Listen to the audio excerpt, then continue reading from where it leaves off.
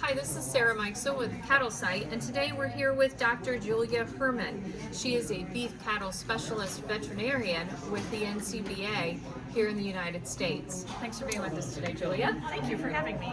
Very good. And the topic today, I guess, really is biosecurity. And when we think about pig and poultry segments of the industry, they are full on when it comes to biosecurity, you know, and it feels like cattle is really just kind of jumping into this area. Can you tell us a little bit about a biosecurity plan for the beef industry? And I guess that's really dependent on what type of operation you are, but what's involved? Oh, that's a great question. Yeah, when the Beef Quality Assurance Program developed our biosecurity plan, we looked to what the poultry and the swine industries were already doing. Right.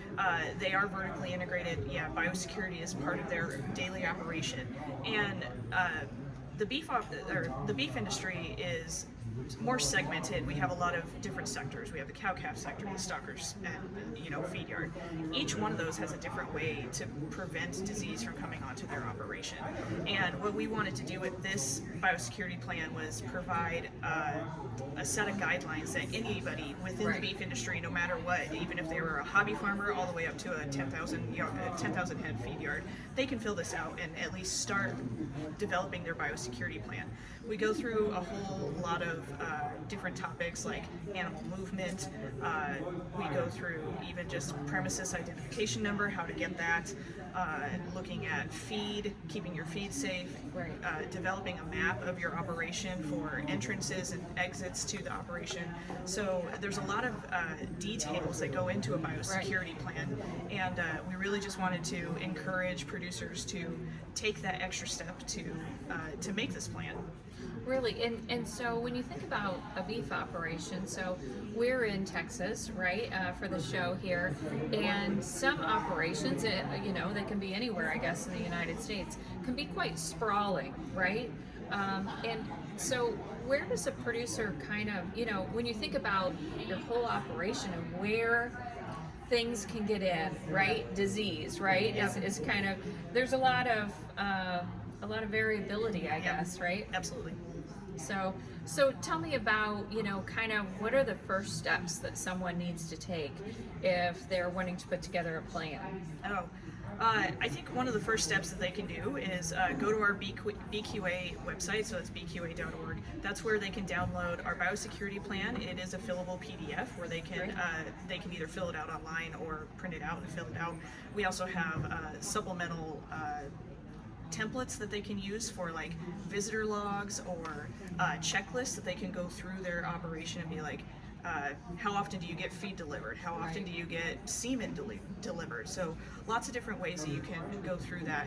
And we really encourage our producers to work with a veterinarian to evaluate this. Veterinarians, we think on a holistic scale for the operation. We're always trying to find preventive ways to protect our animals and to improve animal health. And they are ideal people to be on your team to fill this biosecurity plan out. So if you don't have, every producer likely already has a veterinarian client-patient relationship. Biosecurity and herd health go hand in hand, and I think they're a great way for producers to walk through this plan, make sure that they're not missing anything, and see what they're already doing today. Producers are likely already doing a lot subconsciously. We're just having them write it down and start a record keeping. Started to keep their record keeping. That's one of the topics that kind of came up today, was that a lot of producers are probably doing a lot of the stuff that's already in here, but it really it makes you think about things differently, right? Yeah, absolutely. I think when you write it down, I think it challenges you to evaluate what you're doing, but then also be like, hey, how can I make this better? And that's what the foundation of BQA is we are always striving for continuous improvement, and this is one way where we're hoping that our producers can be empowered to make that improvement. And one of the other topics that kind of came up in the talk that you gave today was that biosecurity is evolving, right? And what do you mean by that? Yeah, I learned that from an international vet that I got to work with, and he told me that biosecurity is a verb, and so it's always moving, it's always adapting, and it's really true. I mean, we've all learned through COVID. Our biosecurity yesterday is not the same as what we're doing today, and that's the same on the cattle operation. And so this plan, when you fill it out today, it's not going to be. I mean, some things will be the same in 6 months, but when you come back and reevaluate it, hopefully you're changing it because you are improving. Right. And so I think that's also something that we know. All of our cattle producers across the country, across the world, they're adaptive, and I think this is another way that they can show how they can adapt and continue to take really good care of their cattle. And it's almost like, feed. I guess feed is one of the components, right, of having a biosecure feed supply. But your feed supply could change in 6 months, right? Yep. And that's the kind of thing you're talking about, or at Yep. least it kind of comes to mind is, where is that hay coming from, or really thinking differently about the things you're bringing on your operation, right? Yeah, and it goes with feed, it goes with animals coming on, it goes with workers. I mean, Right. if you're getting new workers come on, maybe your hired man has pigs at home.